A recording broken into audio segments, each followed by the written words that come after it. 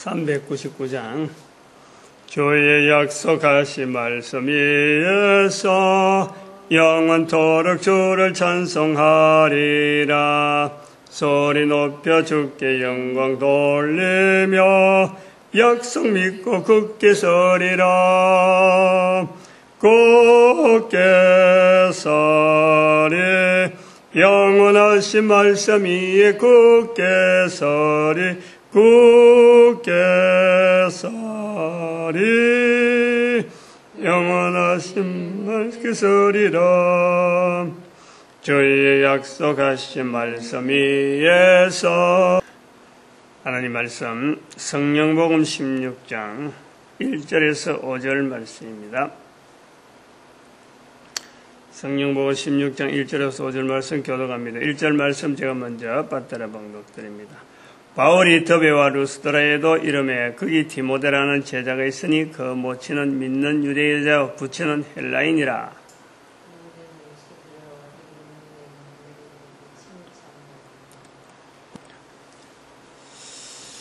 본문 성령복음 16장에 오늘 본문 1절에서 5절 사이에 있는 중요한 또 우리가 봐야 될 내용은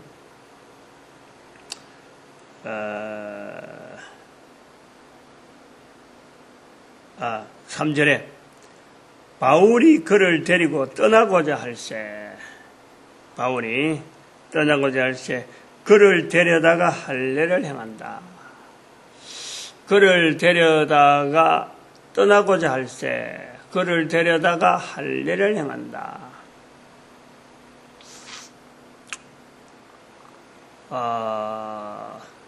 바울과 디모데의 만남으로서의 본문은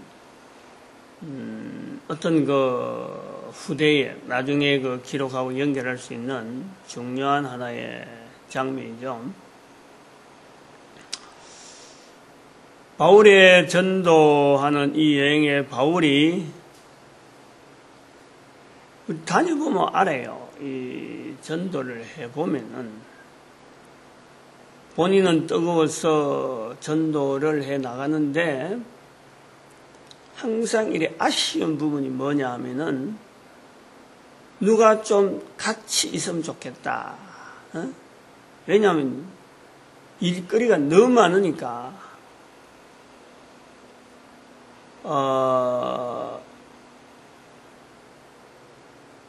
어떻게 보면은 하나님께서 70억 인구, 이 70억 인구가 다 그 자리에서 일어나가지고 예수님을 전하는 그런 사람이 된다고 해도 정작 전하는 형편이 되어서 나타낼 때에는 더 많은 사람이 이 일에 동참했으면 아마 할 거예요. 그만큼 일하는데 떳떳하기도 떳떳하지만 누구한테든지 권할 수 있는 일이고 또 하다 보면 일이 미처 자기가 못 챙기는 일들이 너무 많거든. 그렇게 꼭 해야 될 일인 줄 알고 나가는데 할 수 있는 사람이 주변에 많이 있는데도 불구하고 하지 않는 것. 그것 때문에 사람이 없다 그러면은 그만 같이 다니는 일도 혼자 가야 되는 거니 하겠지만 필요가 할 수 있는 사람이 주변에 널려 있을 때 널려 있는 걸 알면서 혼자서만 한다 그럴 적에는 참 같이 하고 싶어하는 그 마음이 늘 있어요. 이제 바울에게 그런 것을 우리가 한번 보는 거죠. 바울에게 있다. 우리가 그걸 찾아내주고 우리가 전도한다라고 할 때 그런 마음이 있음에도 불구하고 사람이 없을 때는 바울처럼 어쩔 수 없이 그래 해야 된다 하는 것을 우리가 생각하고 또 한편은 주변에 전도자가 있다고 할 적엔요 내가 혹시 도울 일이 없는가 하고 우리가 접근해 보는 것이 분명히 선하신 성령님의 감동입니다. 그건. 디모데와 바울의 만남에 있어서의 이 바울은 처음에는 그런 자세겠지.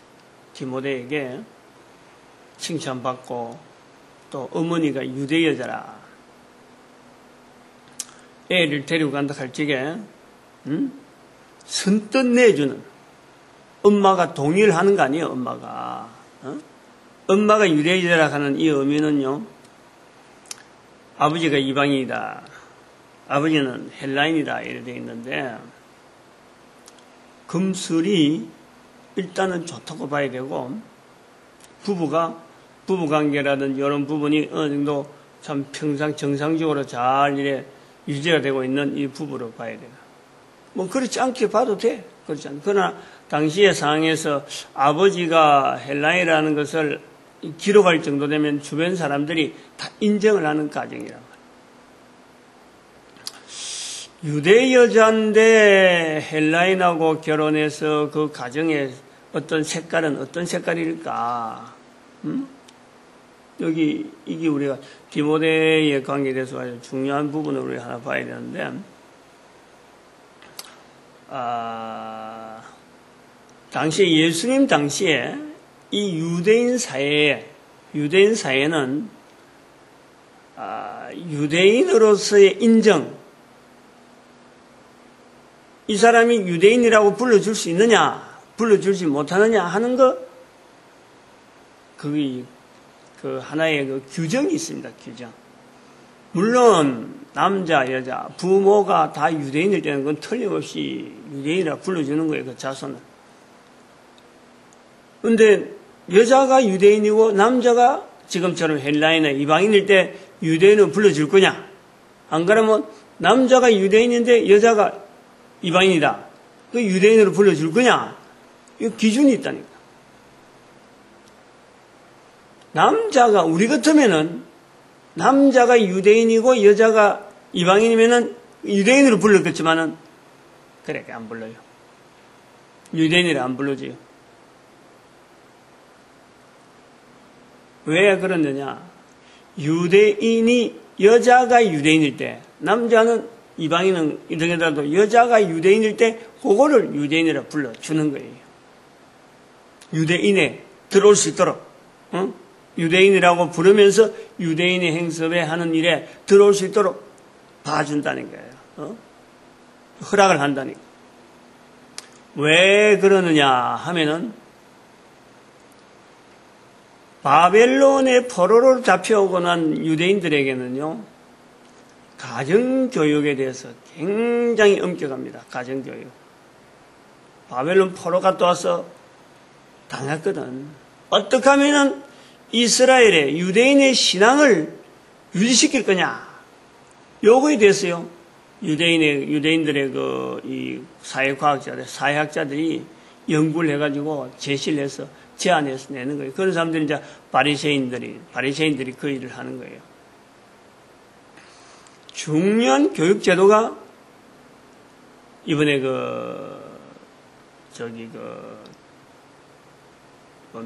이강구 연수원에서 4박 5일 천재 만들게 하는 그게 테필린이야, 테필린. 테필린 교육이라는 거예요, 테필린 교육. 하나의 제도죠, 제도. 즉, 성경 암송. 모세오경을 12살 될 때까지, 그전에도 뛰는 사람이 있어요. 이거를 암송시키는 거예요. 암송. 그냥 암송을 하게 하는 거예요. 그 테필린 제도, 테필린 성경 암송하는 걸, 모세오경을 암송시키는 걸 테필린인데, 즉, 어릴 때, 가정에서 이것이 가능한가? 남자가 유대인일 때는 절대 불가능하다, 이 말이에요. 그런데 여자가 유대인이면 가능하다. 가정교육에서 여자가 가지는 이 위치를 분명히 인정하고 이 테필린 교육을 시킬 수 있는 그 동력은 엄마가 유대인일 때 가능하다. 이걸 인정한단 말이에요. 그것 때문에 유대 여자를 남자하고 따로 살아도 그 자녀를 유대인으로 받아들이는 그런 하나의 과정이 있어요. 그럼 오늘 디모데 같은 경우는 유대인이 되는 거예요. 이름은 디모데라 하고 되어 있는데, 그러면 한번 봐봐요. 철저하게 구약 성경에 있는 모세오경에서 굳어져 있는, 그리고 살고 있는 장소도 저 멀리 있잖아요. 루스드라는, 더베와 루스드라 이래요. 더베와 루스드라는 위치가 어디냐? 그 지난번에 그 복음을 전했던 그 가까이 간 거예요, 지금. 옛날에도 이거 루스드라 근처로 갔잖아요, 바울이. 근데 요번에 걸어서 갔거든, 걸어서. 걸어서 그까지 갔다는 거지, 이제는. 15장에서는 바나바는 배 타고 가면 굉장히 빨리 갔는데, 아마 바울은 육지로 갔으니까, 육로로 갔으니까 굉장히 늦게 도착했을 거예요. 아마 한 1년 정도는 충분히 걸릴 거예요. 그까지 가는데. 충분히 걸리고 말고지. 1년 정도는 안 되더라도 적어도 한 6개월 이상은요, 충분히 여기까지 도착. 그 안에 있는 걸 싹 지워버리고, 지금 그 의사 누가도 기록하는 기록에 대한 아직까지 포인트가 안 정해져 있는 거예요. 그래서 출발했다, 안디옥에서 출발했다는 말은 있고, 지금 여기까지 미처 사람들하고 만나는 과정에서 기록해야 될 내용에 대해서 그냥 따라만 가는 초기 상태라, 초기 상태.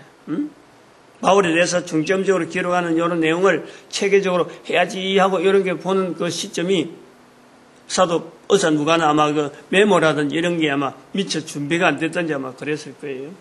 그러니까 기록이 아무것도 없어. 굉장히 오랜 시간이 지난 거예요, 지금 여기에서. 아무튼 이 디모데의 만남을 중점적으로 아마 그 의사 누가가 부각해 보려고 하는 그 의도는 분명히 우리가 그런 의미에서 볼 수 있는데, 그러면 모세오경에 테필린에 의해서만 의존해서 전적으로 교육시키던 유대 여자가 예수님을 전하는, 그리고 본문에도 우리가 나오면 조금 나옵니다만은, 4절에 예루살렘에 있는 사도와 장로들의 작정한 규례, 이거는요, 유대인하고는 완전히 상반되는 거예요. 그 규례를 만들 때는 모세의 규례를 무시하고 지금 만들어진 것이 예루살렘에 있는 사도와 장로들의 규례란 말이에요. 전혀 다른 거라, 전혀 다른. 근데 이거를 받아들였다는 거 아니에요? 받아들였다. 요거를 우리는요, 무심하게 보면 안 돼요. 이 받아들이는 자세가 얼마나 굳세면은 분명하게 돌아섰느냐 하면은 자기 아들을 바울에게 보내는 거예요.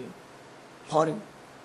이런 그 굳건한 위치, 이런 위치가 초기부터 어떤 형성이 되어 있으니까 바울이 마음이 열리는 거 아니에요. 어떻게 그런 바울이 뭐 한두 마디 뭐 말한다고 해서 될까? 바울이 있던 어떤 내용을 분명히 이야기는 했겠지만 한두 만나서 시간이 지금 뭐 여행 중이기 때문에 오래 만난 관계가 아니라니까. 서로 간에 일단 바울이 그래서 그럼 난 바울의 추종자니까 바울이 했으면 난 무조건 나는 바꾸는 거야. 이런 식이 되는 게 아니잖아요. 여자인데. 테필린 교육을 시키려면 본인이 여자가 테필린에 대해서 이 분명한 자세를 보이고, 그것 다른 데로 가지 않는 아들들이 그 교육을 할 때는요, 엄마의 신경이, 이건 아주 뭐, 사냥꾼이, 이건 표적을 노리는 것보다 더 긴장합니다. 시간, 행동들, 이 모든 것이 그거다 맞춰야 돼요. 아이보다 엄마가 신경을 더 쓴다니까. 그렇게 되어져서 교육되어지는 이방에서 살아오던 이 모자 관계에 바울이 복음이 어떤 내용인지도 없어요. 단순하게 장로들의 작정한 규례, 이방인들 얼마든지 들어도 된다. 뭐 할례 안 받아도 된다. 이런 거예요. 그거 테필린 교육을 한 사람이 그거 쉽게 받아들일 내용이 아니라는. 1차 전도여행은 사도 바울이 자기 있는 예수님에서 그리스도인 것에서 뭐 만난 사람마다 그리스도인 것에 정했지만 2차 전도여행은 1차 전도여행에 대한 그 후속으로 이 장로들이 그 만드는 예루살렘에 있는 장로들과 사도들과 장로들의 규례를 이제는 가서 너희들이 얼마든지 당당하고 떳떳하게 그 복음에 있어도 된다 하는 것을 확정해 주기 위한, 위로해 주기 위해서 가는 길인데, 이걸 들고 그 단단한 유대인들이 모자가 이걸 한꺼번에 다 받아들이는 이런 그 역사, 그리고 애가 간다 할 적에 어제 바울이 데리고 가려고 이 마음을 열었을 거야, 이야기를 했을 거야. 근데 가라 하고 또 아들도 따라가려고 하고, 이런 이 간과해서 안 된다는 거지. 우리가 아주 우리 깊게 생각해야 돼요. 아주 깊게 생각해. 요 위치를 아주 중요하고, 그리고 이 가정이 요런 바울과의 첫 만남에 이런 어떤 그 순탄한 모습으로 보인 것이 결국에는 디모데후서, 사도 바울이 남기는 마지막 걸, 디모데후서. 디모데야 빨리 온나? 겨울이 되기 전에 온나? 올 때는 성경책 좀 가져오고, 자기 춥다는 거 두꺼운 겉옷 한 벌 가져오고, 추우니까 나 몸도 많이 여있고 이제 죽을 때가 되네. 근데 옆에는 의사 누가밖에 없고 다른 사람 다 떠났다.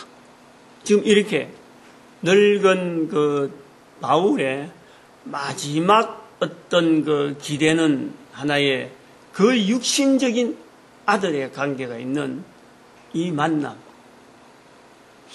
이런 걸 하면서요, 우리는 디모데가 바울을 만났다든지 바울이 디모데를 만났던 이런 쪽이 우리 포커스보다도 성령님께서 예배한 한 영혼, 한 영혼이 이런 어려운 상황 속에서도 예수님에 대한 걸음으로 걸을 수 있는, 단순하게 받아들인 정도가 아니잖아요. 그 삶 전체가 완전히 바뀌어버리잖아요. 완전히. 지금까지 루스드라에만 있던 이 디모데가 이제는 전도여행하면서 나중에도 성령복음이 나오잖아요. 바울이 심부름을 시키잖아. 디모데를 어디 보내고, 그 디도도 보내나? 이런 막 심부름 보이 젊은 사람들, 자기보다 좀 어린 사람들이 막 심부름, 자기는 나이를 자꾸 많아가지고 하고 힘이 딸리고 할 때 혼자서 못 가고 이곳에도 사람 보내고 저 사람 보내고 하는 이런 주변 전략을 짜잖아요. 3차 전도여행 때 특히 그런 내용이 나오죠. 우리가 이 부분을 대단히 중요시 여기고, 그 다음에 또 하나가, 여기까지 보면은 우리가 감동된 어떤 내용만 가지고 접근할 수 있는데, 다음 장면에 나오는, 그를 데려다가 할례를 행한다. 사도 바울이, 어째 보면은 얼마나 디모데를 데려가고 싶었으면은 하느님이 간절한 바람이 있는 거예요. 그것이 개인의 욕심인가 할 정도로 치중하는 거예요. 바울이 디모데를 데려다가 할례를 행한다. 나중에 또 예루살렘에 가면 또 이런 비슷한 유사한 사건들이 나오지만, 이건 사실 우리가 이런 관습을 바울이 해야만 되느냐 하는 것에 대한 중요도를요, 우리는 그 사이를 모르니까 모릅니다. 알지 못해요. 그러나 이 내용을 바울의 행동의 모순된 모습으로 보려고 하면요, 얼마든지 우리가 그거다 적용을 시킬 수 있죠. 할례를 행하지 않기 위해서 지금 예루살렘의 사도들과 장로들의 규례를 지금 가지고 지금 다니는 거 아니에요, 지금. 바울도 한사코 할례 행하면 안 된다. 오직 예수 그리스도의 믿음의 은혜, 예수 그리스도의 그 이름의 은혜로 있는 믿음으로 말미암아 구원받는 것을 전해야 된다라고 해야만 되는 사도 바울이 디모데에게 데려가기 위한 조건으로, 같이 있어야 되는 조건으로, 이방인은 같이 못 있으니까 유대인이다 하는 것을 보여주기 위해서 할례를 행한다. 사람의 관점으로 보면은 바울이 욕심을 내는 거예요. 응? 욕심을. 이왕에 참 신라와만 출발했으면 신라와만 있는 거지 왜 또 디모데를 엮기 위해서 그렇게 할례를 행하지 말라라고 하던 그 바울이 할례를 행하느냐. 오늘날의 교회의 모습으로 보면은 이거는 완전히 이단적이에요. 이단. 다른 사람들은요 손가락질 합니다. 요즘 같은 만약에 이런 행위를 했다 그러면요 백발백중 그건 이단으로 넘어가는 거예요. 아무리 바울이 이력이 화려하더라도 할례 행하겠다 이러면요 틀림없이 이거는 이단입니다. 이단 대책위원회에서 딱 바로 나와가지고 막 보고 쫙 해버려갖고 이단으로 몰아가버리는 거예요.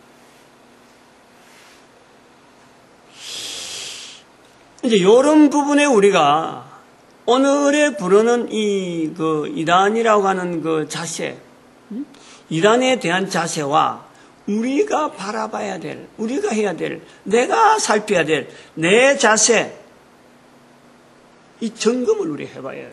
점검을 해봐야 돼요. 근데 지금 이 본문에서 어느 누구도 바울에게 대해서 이단이라고 하지 않거든요. 이단이라는 자세를 우리가 말하지 않거든요. 철저하게 그런 부분은 입을 닫아버려요. 그런 거하고 연결하는 것 자체를 하질 않는단 말이에요. 근데 분명한 사실인데, 완전히 그것 때문에 예루살렘의 사도들의 편지가 나오고 장로들의 규례가 그것 때문에 나왔는데, 조상들이 자기들도 하기 힘들어하고 야고보의 말처럼 조상들도 지기 어려운 그 짐을 이방인에게 지어서는 안 된다라고 해서 새로운 거, 살인하는 거, 목매어 죽는 거, 간음하는 거, 이런 거. 네 가지를 해서 그 주변의 내용을 좀 더 간추려서 언급한 건데, 이거를 실제로 실시하고 있으니까 예루살렘 교회에서 볼 때는 당장에 그러면 유대인은 사도 바울은 이단으로 우리하고 손 끊는다라고 해야 돼요. 그런데 나중에 가보면은 이 사도들이 또 이 사도 바울과 한 것과 똑같이 나중에 유대인은 예루살렘에 사도 바울이 갔을 적에 오히려 권하는 거예요. 이 유대인으로 개종한 사람이 있는데 이 할례 행하게 성전에 올라가라. 일부러 권한단 말이에요. 그 사이가 그래요. 이해하지 못하는 사이라. 우리가 그런 사이를 두고 그 복잡한 구조로 되어 있는 그 사이를 두고 행동 하나 보고 우리가 이래저래 못하는 것이 바로 우리 입장이라. 그래서 이것을 이단의 그 행위로서 못 정하고 넘어가는데 그렇다면은 오늘날의 소위 말하면 교회라고 하는 이 교회가 이단이라고 이렇게 선을 긋고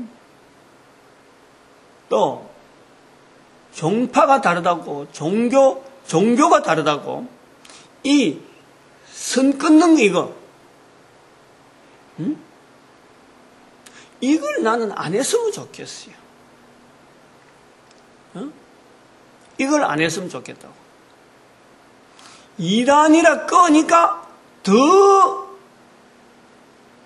무리들이 자기들이 편이 갈라진 것에 대해서 그러면서 힘이 자꾸 생기니까 더 공격적으로 나오고 더 다른 색깔을 하려고 한다고. 그냥 이단에 대한 것을 우리가 정지하지 않고 놔두면은 그 지푸레 살 사라질 수 있는 얼마든지 그래 되죠. 그게 바로 우리가 성령님을 의지하네요.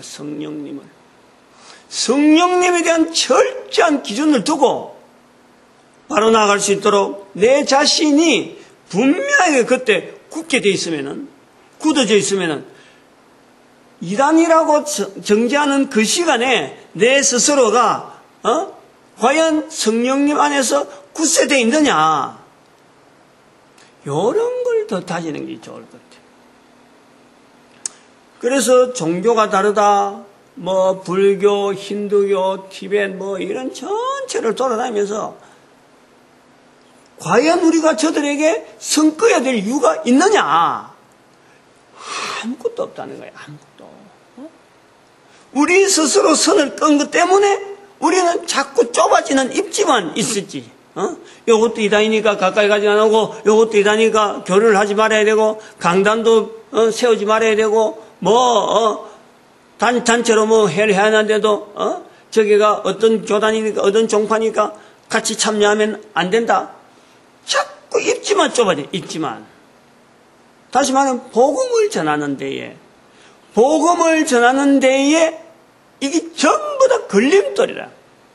성령님에 의해서 내 자신에 대한, 그러고 소속해 있는 단체에 대한 철저한 성령님에서 움직이는가라는 것에 자신이 있으면은, 또 그것이 자신이 없으면 그에 대해서 부단히 우리가 다시 보고, 안 되면 종파끼리 합쳐야 되고, 그것이 약하다 싶으면 우리가 손들게, 우리 힘으로는 아무래도 이 성령에 의해서 나아가는 이것 자체가 도무지 우리는 힘이 약해서 안 된다. 그래야 종파끼리 서로 합치고, 그래서 다져볼 수 있는 이런 어떤 내어놓는 일이 있어야 되는데, 오히려 이단이라 하는 그 집단들은 자꾸 분파만 해버리고, 분파하니까 힘이 약해지니까 그런 과정에 생기는 파생되어지는 자본 때문에 자꾸 사람들이 엉뚱한 대로 자꾸 돌아가면서 무당이고 절이고 천주교로 간단 말이에요. 실제로 가장 이단적인 이 천주교에 대해서는 한마디도 말을 못하고 있어. 한마디도. 국내에 있는 이 천주교에 대해서 과감하게 교황과의 선을 끊으라 라고 우리가 말해야 되는데, 그 말을 못 해주고 있단 말이에요. 못 해주고 있다. 전 세계적인 이단인데, 전 세계적인 이단.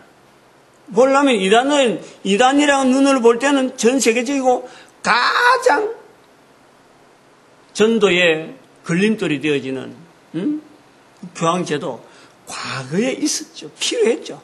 그러나 그것이 지금 시대는 완전히 변질됐다는 거예요. 그게 이단이라는 거지. 본질적인 이단에 대한 분명한 대체도 없이 선을 무조건 꺼버리는, 조금만 좀 이상한 행동만 나오면 그냥 교리가 어떻니, 성경이 이 모습이 이것을 해석할 때 이렇고 저것을 해석할 저렇는 해가지고는 그냥 이단으로 그만 매도해버린 거예요. 자꾸 이단으로 매도해버린 남은 건 뭐예요, 결국? 지 혼자 남아가지고, 우리가 주먹 요리 하잖아요, 이렇게. 요리 했을 적에,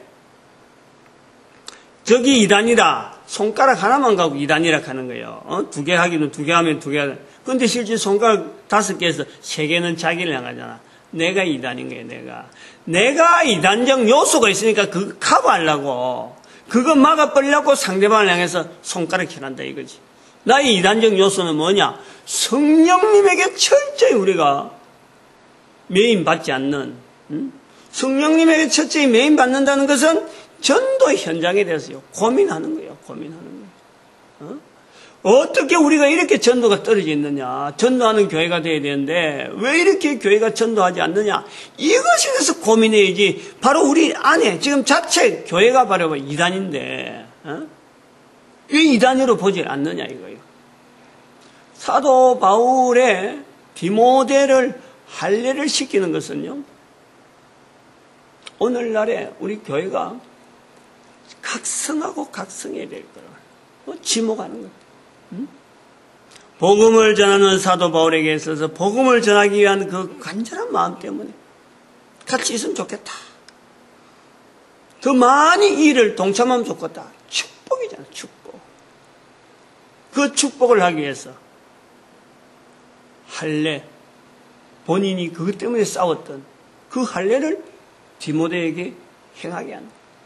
우리가 그 중심을, 성령님을 중심으로 볼 때는 그게 그렇게 표현되어진다는 거예요.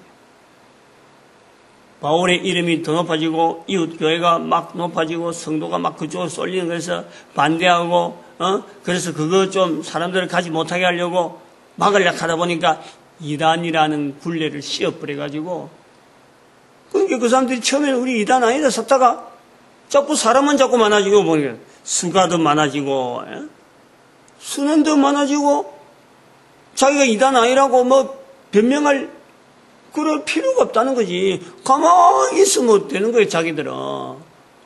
이단 하니까 사람들이 더 그쪽에 가버리는데, 그러니까 나중에 숫자가 많아지면은 절대 이단 소리 못 합니다. 그게 원리가 그래요. 그게 지금 캐톨릭 아니에요, 캐톨릭. 교황. 캐톨릭보다는 교황제도. 바티칸 왕국. 저거하고 어쨌든 끊어야 돼요. 전 세계는 최종적으로 우리가 연합되어지는 부분에 또 전도를 우리가 하는 과정에서 처음에 교황제도가 생겨질 때의 교황제도가 아닙니다.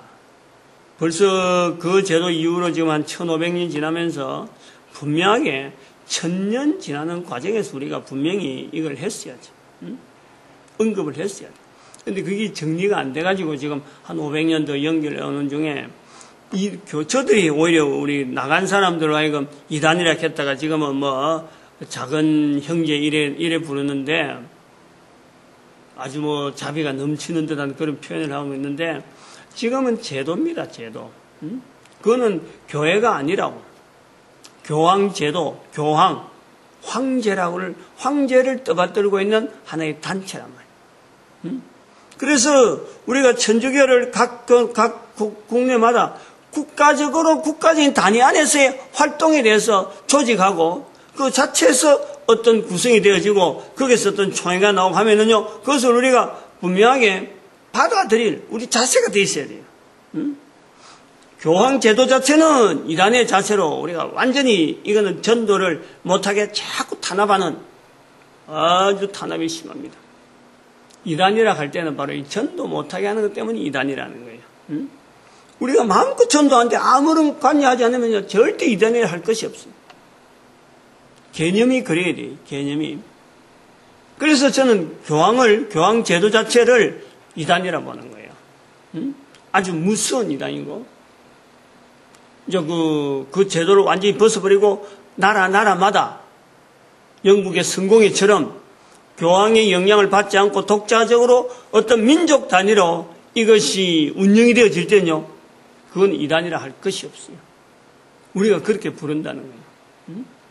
그렇게 부르자 하고 나름대로 지금 제안을 하는 거예요. 오늘 바울에 대해서, 바울과 디모데의 만남에 대해서 우리가 두 가지. 하나는 디모데가 바울을 따라올 정도의 그 성령님의 엄청난 섭리, 우리가 그것을 보는 거고, 두 번째는 바울이 디모데를 데려다가 할례를 행한다 하는 이 행위 자체에 대해서 반드시 우리는 바울에게 있어서는 있을 수가 없는, 도대체 바울을 바울로 볼 수 없는 사건인데 이것이 인정되어지는 것에는 우리를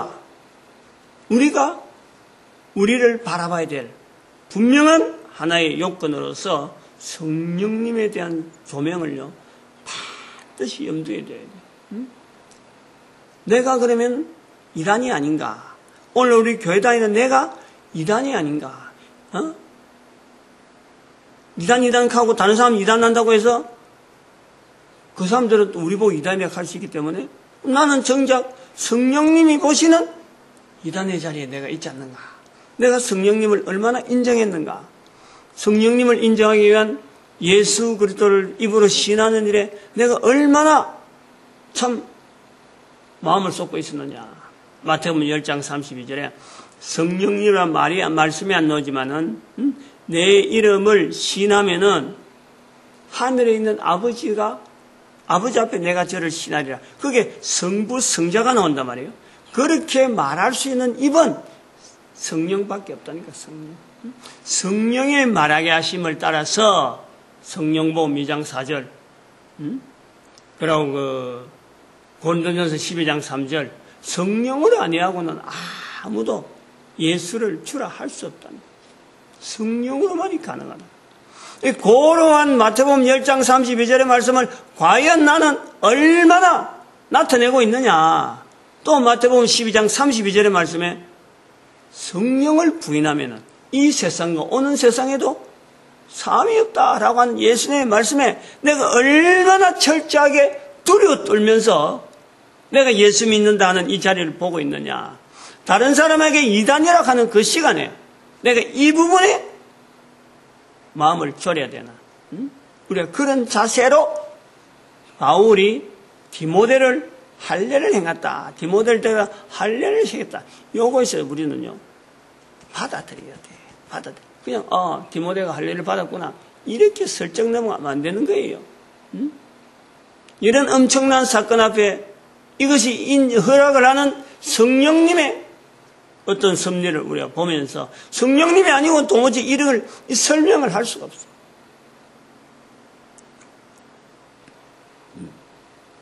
그리고 5절에 우리 나오는 말씀, 우리가 또 이것도 인용을 많이 하는데, 이에 여러 교회가 믿음이 더 굳어지고 수가 날마다 더하니라 하는 이 날마다 더한다는 이것 두고 우리가 참 교회가 날마다 더해야 된다, 숫자가 많아져야 된다, 이거 참 많이 말했잖아요. 실제로 이 날마다 더하는 이 숫자는요, 유대인보다 이방인이 많아지는 거예요, 이방인이. 한번 봐봐요. 유대인이 받아들이는 것은 한 사람의 유대인이 디모데처럼 이렇게 돌아오는 건 이 쉽지 않은 내용이라.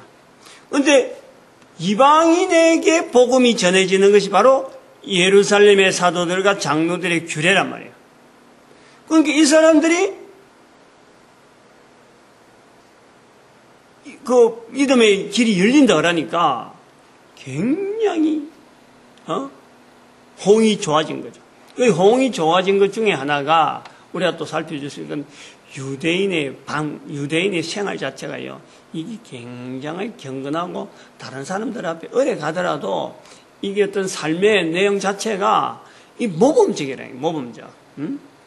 그러니까 유대인이 될 수 있는, 유대인의 생활을 같이 할 수 있는 이런 어떤 근거를 이방인들이 바라보면서 나도 뭔가 하고 싶다 하고 유대교에 입교하느냐 마느냐 이런 걸 겨냥을 하고 있던 사람들이 할례도 행하지 않고 유대인처럼 행동할 수 있다 그러니까 얼마나 좋았겠어요. 얼마나. 우리가 그런 관점에 봐야 돼요. 우리 교회니까 교회가 잘 지가지고 내가 뭔가 이러니까 막 되어진다. 아닙니다. 철저하게 복음적인 현장으로 봐야 돼요. 복음적인 현장에. 살고 있는 상황 속에서 지역은 달라서 어떤 형태가 좀 다르게 나와도 우리 지역에 맞는 지금 있는 사람에게 과연 이 복음이 어떻게 저들에게 들어갈 것인가에 대한 고민을 하면서 그 지역에 있는 사람들에게 접근을 해야 돼요. 그래서 복음의 원본질은 변하지 않으면서도 사람들과의 사이에서 문화 속에서는요, 이 복음의 형태, 옷은요, 항상 변하니까 변할 수밖에 없는 거예요. 그래가지고 지금 나온 게 2000년 동안 역사 아니에요. 이걸 우리가 본질적으로 봐야 돼요.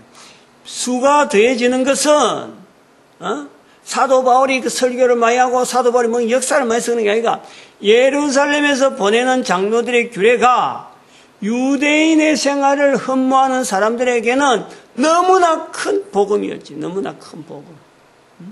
그래서 돌아온 거라. 그러고 또 한편으로는 지난번에 1차 전도 여행 때 그 지역에서 사도들이 복음을 전하면서 하나의 어떤 형성되어진 교회 형태, 기존의 믿음의 생활을 하고 있던 사람들이 그동안 꾸준하게 그에 대한 복음을 했을 거 아니에요. 차이, 예수 그리스도에 대한 내용 분명히 이야기했을 거라. 이 모든 것을 섭렵하여 하나님께서 때가 되어서 성령님께서 때가 되어서 나타나는 것이 이 수가 되어지는 거예요. 필연적으로 수가 되어지지만은 분명하게 숙성되어져야 될 시간이 분명히 있는 거예요. 무조건 뭐 교회만 세운다고 해서 우르륵 달라들 내용이 아니라니까. 본질적인 부분에 철저한 생활을 꾸준히 나가면서 언젠가는 위로해 주시는 성령님의 이 일할 사람들을 더해주는 이런 체험이 있을 것이다 하는 본인의 어떤 이 전도하는 자들에 대한 굳은 중심, 이거는 모든 사람이 다 들어야 되기 때문에 또 많은 일꾼이 필요하니까 어떻게 하든지 사람이 더 많아질 수밖에 없다니까. 그런 측면에서 기다려야 돼, 기다려야 돼. 그리고 자기 자신이 자기 자신의 연륜을 쌓아가야 돼요. 시각을, 성령님이 나타나는 그 시각을, 나타난 일을 바라볼 수 있는 그런 시각이 필요하다. 그 훈련을 쌓아야 돼. 그러면요, 반드시 누구나 보게 돼 있어요. 이건 사람이 많아지는 이런 건.